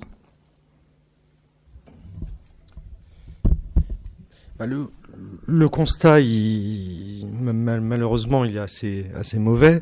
Alors, il y a eu cette bonne idée où j'étais un peu sceptique au départ, de tirer au sort des citoyens et finalement leur demander de faire des propositions. Mais finalement, cet exercice a été extrêmement satisfaisant, puisqu'on a eu des citoyens tirés au sort. Parmi eux, je crois qu'il y avait un pilote d'avion, il y en avait d'autres qui conduisaient des poids lourds, enfin des gens dont l'activité, le revenu, le mode de vie était lié, était dépendant de l'émission de gaz à effet de serre. Et ces gens ont été tout simplement informés. C'est-à-dire que des gens comme Valérie Masson-Delmotte, Jean Jouzel, leur ont très objectivement expliqué le phénomène tel qu'il se déroulait, et ensuite on leur a fait confiance pour élaborer un certain nombre de propositions pour réduire nos émissions dans des proportions qui soient compatibles avec la trajectoire que nous impose l'accord de Paris. Et dans tous les domaines, se loger, se nourrir, se déplacer, etc. Et ces propositions devaient être reprises sans filtre dans la loi, c'est-à-dire que le gouvernement, en tout cas c'est ce qu'avait proposé, en tout cas l'engagement du président de la République, c'était que le gouvernement reprenne ces propositions et les soumette au débat du Parlement. Alors un certain nombre de propositions ont été tout simplement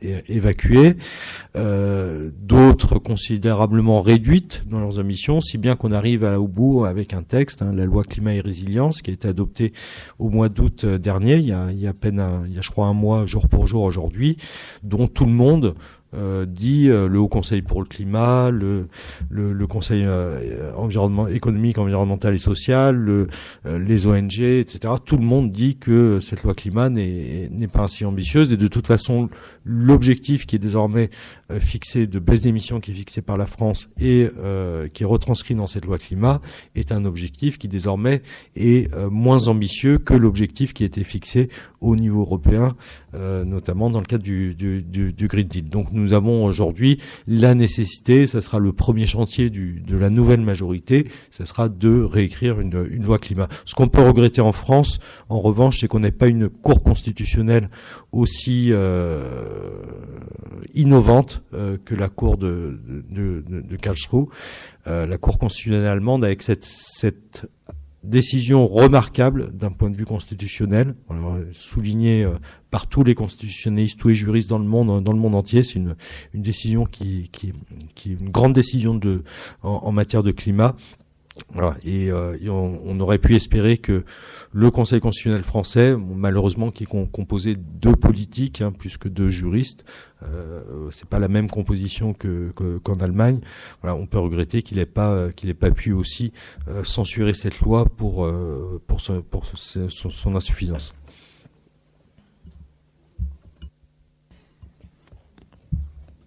Merci beaucoup. Vu l'heure avancée de la soirée, je propose qu'on passe aux questions du public. Alors, est-ce qu'il y a des questions parmi vous ?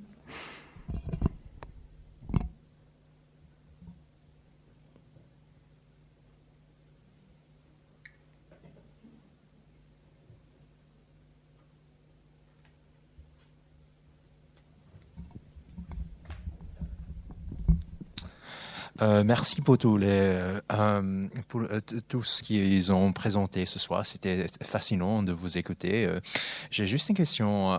Vous avez évoqué le besoin des changements de mode de vie. Je crois que c'était vous, Alexandre, qui a parlé d'un besoin de déprivilégier. C'était vous? Oui.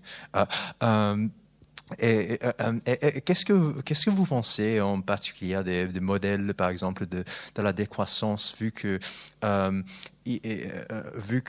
c'est pas dans nos intérêts de vivre d'une manière qui parce que qu'on pense que ça sera que notre qualité de vie va descendre, et souvent c'est pas dans notre intérêt. Qu'est-ce que vous pensez de ces concepts économiques ou des modèles d'une nouvelle future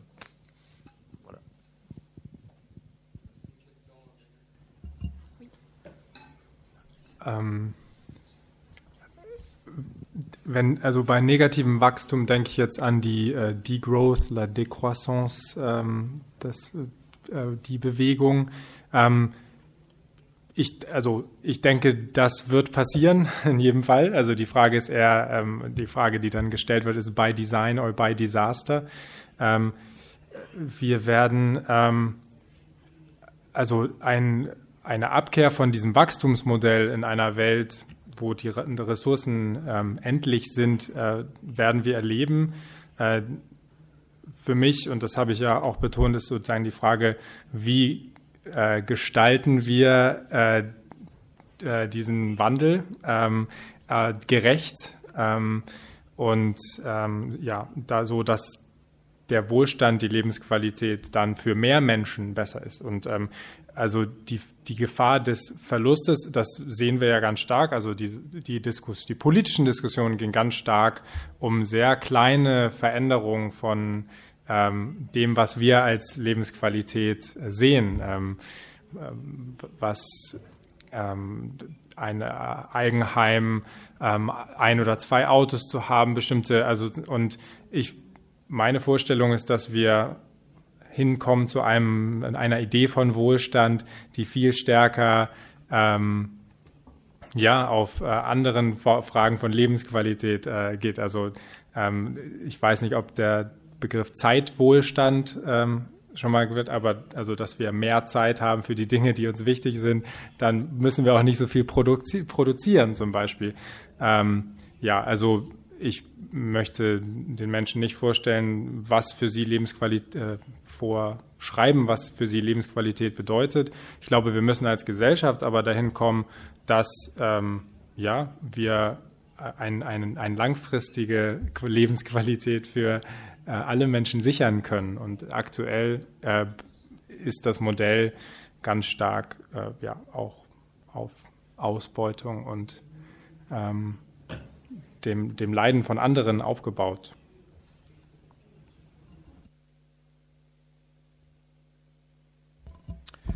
Oui, pour compléter, je voulais quand même rappeler quelques chiffres pour bien qu'on situe le défi qu'on a surmonté.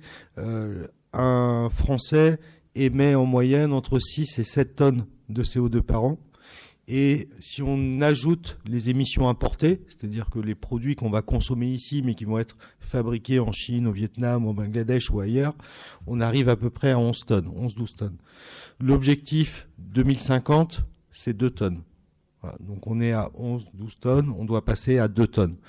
Voilà, et donc, réduction considérable, et sachant que jusqu'à encore très récemment, l'augmentation d'un point de croissance du PIB générait au moins autant d'énergie produite. Voilà. C'est-à-dire qu'on a jusqu'à présent des sociétés où le taux de croissance est complètement corrélé à la consommation d'énergie.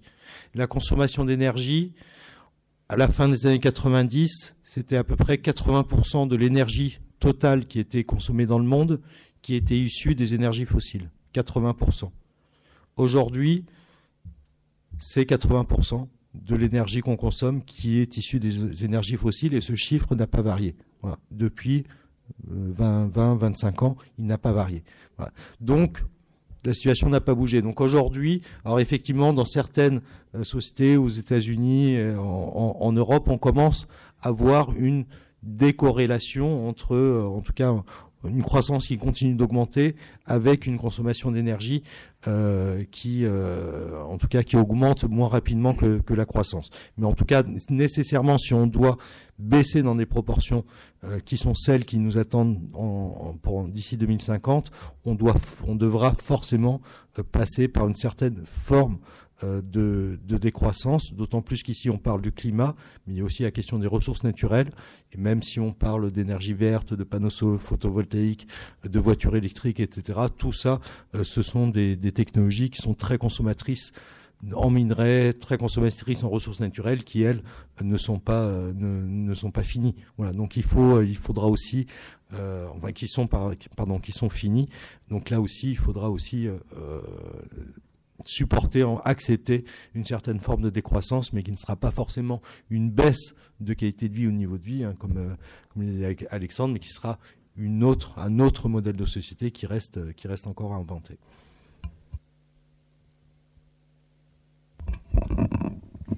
Alors, je ne sais pas si on a le temps pour une dernière question. Oui, ou 2 dernières questions. 3. Oui. Oui. Alors, on va prendre les 3 questions à la suite.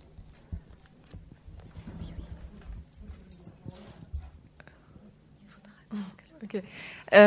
Ich hätte noch eine Frage zu dem, was Stefan Eickhout am Anfang gesagt hatte, und zwar dieser Aspekt davon, dass die Klimafrage in so vielen Bereichen eine Rolle spielt und inwiefern das quasi was Demokratisches hat oder eher ineffizient einfach ist und was es da für Überlegungen zu gibt oder auch welche Meinung Sie vertreten, also ob der Staat sich da, also ob es einen stärkeren Staat geben sollte und genau in diese Richtung.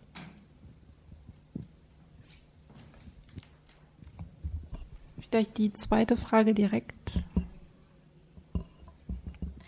Oui, je voudrais savoir si l'opinion publique allemande réalise et est choquée du très grand nombre de centrales au charbon qu'a récemment ouvert Madame Merkel.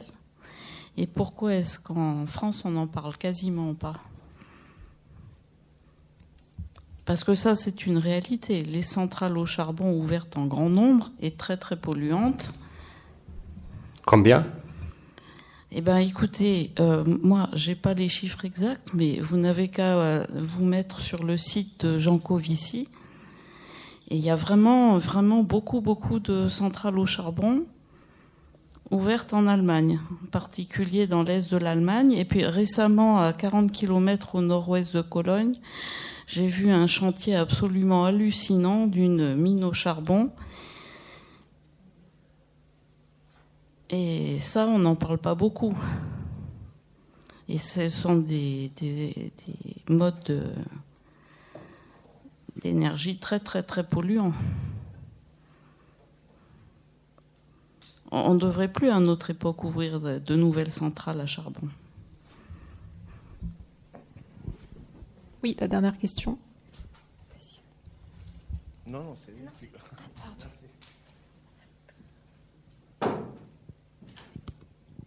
Bonsoir. Merci beaucoup pour vos présentations et pour vos travaux académiques, juridiques, militants. J'ai une question concernant les représentations des personnes qui vont potentiellement mener des actions, donc disons des personnes pertinentes. Monsieur Aekout, vous avez évoqué par exemple que dans les cercles des diplomates que la question climatique était de plus en plus abordée. Monsieur Mabil, il me semble, lors d'un colloque où vous étiez à l'Assemblée nationale, que la question de la formation des magistrats avait été évoquée aussi. Monsieur Reppening, vous devez côtoyer beaucoup aussi de personnalités importantes en ce qui concerne l'action politique.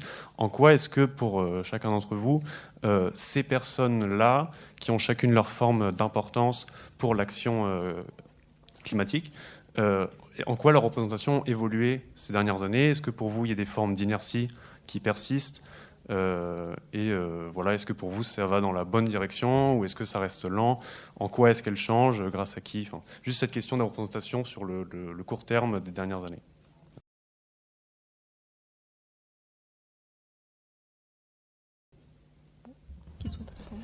Oui, donc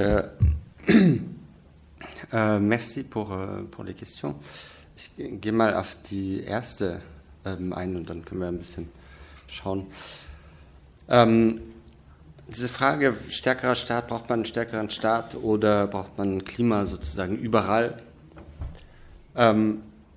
Ich denke, das überlappt sich ja so ein bisschen mit der Frage, soll es der Staat richten, soll es das Individuum richten, soll es die Zivilgesellschaft als solches richten? Und ich glaube, wir können uns ja mal, also wenn man sich andere Fälle anschaut, dann sieht man, glaube ich, dass meistens diese Gegenüberstellung ein bisschen zu kurz gedacht ist. Also natürlich braucht man einen starken Staat, glaube ich. Für die Transformation, die vor uns ist, muss es Regeln geben. Niemand wird spontan, also ganz wenige leider werden spontan sagen, jetzt aus Hamburg kommt, es ist viel teurer mit dem Zug zu fahren, ich nehme aber trotzdem den Zug und nicht den Flieger. Es ist teurer, es ist länger und so weiter. Das werden ein paar machen, aber viele nicht. Das heißt, es muss grundsätzlich auch gute Angebote geben, es muss billiger sein und so weiter. Also so funktioniert unsere Gesellschaft. Gleichzeitig ist es natürlich so, denke ich, einerseits, dass Staaten nicht alles im Detail regeln können, sollen vielleicht auch und dass viele Dinge, dass wichtig ist, dass das Bewusstsein auch in viele Bereiche getragen wird, in die jetzt der Staat nicht unbedingt eingreift und dass wir uns auch selber sozusagen kollektiv, individuell bewusst werden über eben wie wir handeln und wie wir unsere Handlungen auch verändern können. Und natürlich ist es auch so, dass der Staat ist ja nicht irgendwas, was da draußen ist und autonom dann für unser Gut sozusagen agiert, sondern der ist ja auch getrieben von Interessen.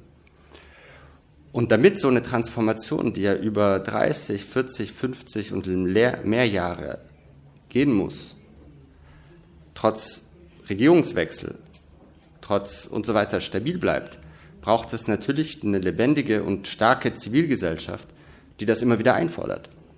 Das heißt irgendwo, und wahrscheinlich braucht es auch, und da würde ich vielleicht auch eine Lanze für brechen, es braucht auch Unternehmen, die daran verdienen.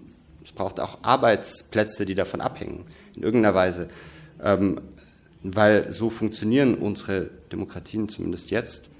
Und natürlich müssen wir die verändern, aber sozusagen gleichzeitig müssen wir vielleicht auch ein paar Sachen mitnehmen, nämlich die Tatsache, dass es irgendwann, wenn es Erneuerbare gibt, wenn Erneuerbare wichtige Arbeitsplatzgeber sind, dass dann auch eben diejenigen, die von Erneuerbaren Geld verdienen, bei einem Politikwechsel vorstellig werden im Kanzleramt oder in Mabillon oder irgendwie und sagen, hier gehen Arbeitsplätze verloren, stopp, wir wollen keinen Politikwechsel. Also sozusagen, um so eine Transformation zu verankern, sodass sie lange sozusagen auch stabil bleibt, glaube ich, reicht es nicht, dass ein starker Staat das einmal entschließt, sondern es braucht auch eine starke Zivilgesellschaft, die das immer wieder einfordert, die das immer wieder auch selber umsetzt, die dann durch Demonstrationen, durch Blockaden und so weiter auch agiert. Noch ein ganz kurzer Satz zu den Centrales à Charbon. Et je vous réponds en français. Je pense que ce que vous dites est un point très important, c'est-à-dire qu'il y a un vrai problème dans les politiques allemandes, dans les politiques énergétiques allemandes, qui est qu'on veut réduire les émissions, et on a décidé au fait la sortie du charbon, elle est décidée, mais elle est beaucoup trop lointaine, et en même temps on a quand même ouvert, ou on continue à ouvrir au fait une nouvelle mine pour le lignite, qui est une des formes les plus polluantes de production énergétique, et aussi en CO2. En même temps, je vous invite quand même toujours de questionner certaines des rumeurs qui circulent en France, parce qu'il y a quand même, j'entends parfois des choses, des centaines de centrales à charbon qui ont été ouvertes sur les dernières années. Non, c'est pas vrai.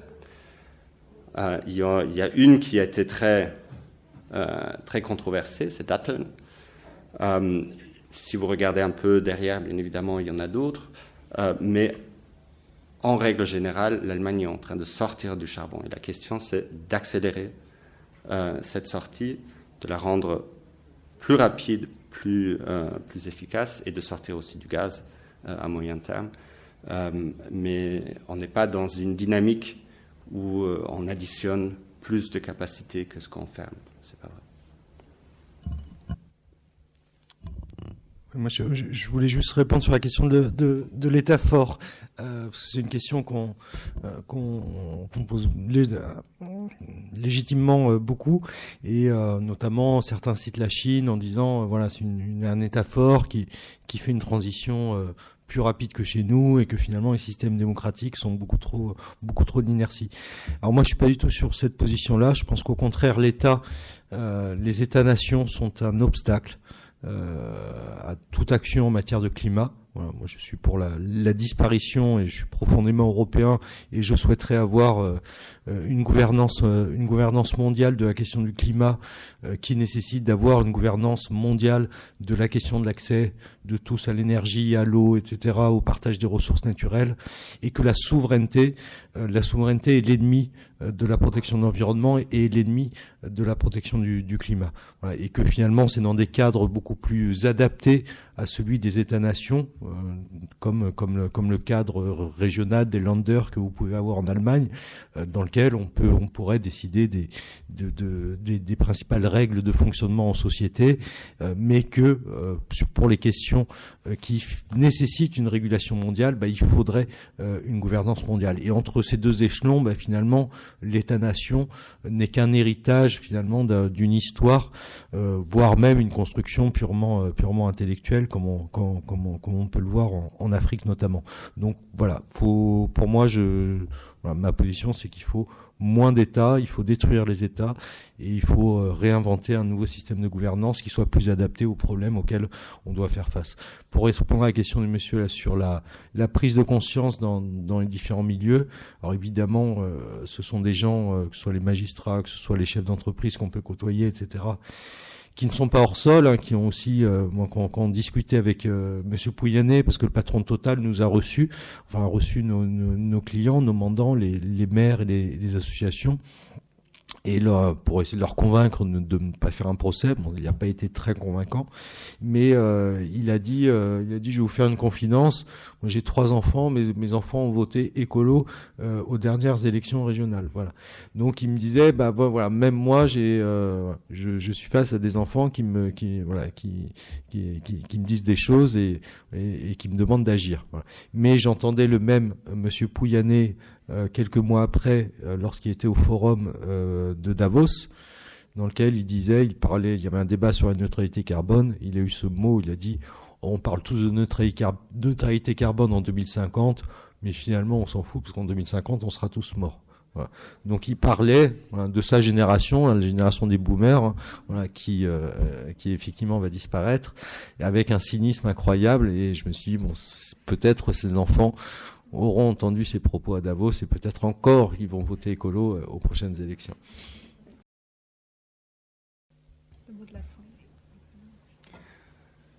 Ja, zu dem starken Staat wurde schon einiges gesagt. So die Gegenüberstellung von Markt und Staat, die so ein bisschen da drin steckt, also der starke Staat oder der schwache Staat, ist, so wie ich das kennengelernt oder studiert habe, eben ganz stark aus so einem Marktfundamentalismus heraus auch entstanden. Also diese Idee, dass der Staat schlank sein sollte, weil der Markt als Ordnungsprinzip besser und effizienter funktioniert, ist sozusagen, das wurde häufig angeführt, um zu sagen, wir brauchen keinen stärkeren Staat. Ich stimme dem sehr zu, dass wir werden ordnungspolitische, also Regelwerke brauchen, die ganz stark, also die auch Gebote und Verbote ganz klar formulieren. Also zerstörerische Praktiken dürfen nicht erlaubt sein, würde ich sagen. Insofern bei dieser Bezeichnung des starken Staates oder stärkeren Staates geht das häufig damit einher, diese Gegenüberstellung zum Markt. Und da würde ich sozusagen warnen vor. Dann ein Punkt zu der Atomkraft bzw. zu der Kohlekraft in Deutschland, da wurde auch schon viel zu gesagt, vielleicht nur ein Grund, warum es in Frankreich vielleicht nicht so stark Teil der Diskussion ist, dass hier, wenn ich das richtig sehe, einfach ein großer Teil aus Atomkraft kommt und die Kohle nicht so eine große Rolle für die Energiegewinnung spielt. Aber ja, wir haben einen Fahrplan, um aus der Kohle auszusteigen in Deutschland, der viel zu langsam ist, aber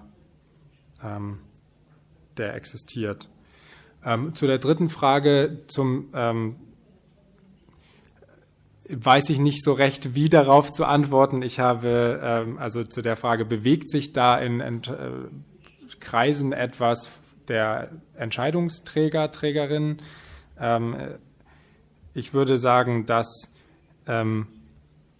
wir häufig, also in den Kreisen der Politik, der Wirtschaft, sie sind eher strukturkonservativ. Also sie sind sozusagen, sie profitieren, also diejenigen, die vom Status quo profitieren, haben erstmal ein Interesse, ihn zu erhalten. Und deswegen braucht es sozusagen den Druck aus der Zivilgesellschaft. Und natürlich brauchen wir auch Menschen, progressive Menschen, die dann in die Institutionen, in die Parteien, in die Unternehmen und so gehen. Aber diese Idee eines Marsches durch die Institutionen zum Beispiel, daran glaube ich nicht. Es ist immer reaktiv und der Druck muss aufrechterhalten und auch noch aufgebaut werden. Und dann können die Menschen, die progressiv innerhalb der Position der Institution sind, auch entsprechend handeln. Ohne diesen Druck können sie es nicht.